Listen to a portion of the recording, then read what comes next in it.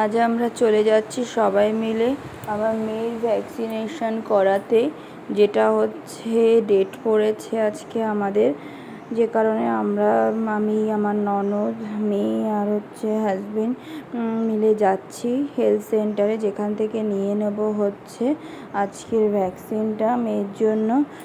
আমাদের গোবরডাঙ্গা পৌরসভা, তোমরা সবাই চিনবে, সেখান থেকেই ভ্যাকসিনেশনটা করাবো। এটা হচ্ছে 1.5 মাসের ভ্যাকসিন, যেটা হচ্ছে খুবই জরুরি। প্রত্যেক মাসে বাচ্চাদেরকে টাইম করে ভ্যাকসিন করানোটা খুবই একটা ইম্পর্টেন্ট কাজ প্রত্যেক বাবা মার জন্যই। এদিকে দিদিভাই বসে রয়েছে মেয়েকে নিয়ে, কখন গিয়ে দেবে ভ্যাকসিন, কেননা বৃষ্টির জন্য হেলথ সেন্টারের যারা আছেন তাদেরও একটু আসতে দেরি হয়েছে। আমাদের টাইম ছিল 11টা, আমরা টাইম টু টাইমই চলে গেছিলাম, কিন্তু তারপরেও গিয়ে দেখি যে তখনও স্টার্ট হয়নি দেওয়া। তো আমরা ওয়েট করছিলাম যে কখন দেবে, মানে সম্পন্ন হলে কাজটা কি একটু চিন্তা কম লাগে, কেননা ভ্যাকসিন দেওয়ার পর খুবই কান্নাকাটি করবে মেয়ে আমার।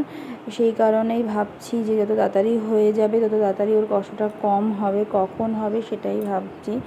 আর এদিকে আমার হাজব্যান্ড বলছে যে দেখো কত তাড়াতাড়ি দিন চলে যাচ্ছে, কেননা কিছুদিন আগে তোমাকে নিয়ে আসতাম এখানে ভ্যাকসিন করাতে, আর আজকে মেয়েকে নিয়ে এসেছি।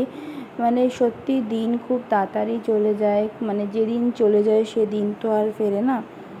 প্রত্যেকটা দিনই মানুষের কাছে খুবই ইম্পর্ট্যান্ট, কেননা প্রত্যেকটা দিন একটা নতুন কিছু বার্তা নিয়ে আসে মানুষের কাছে।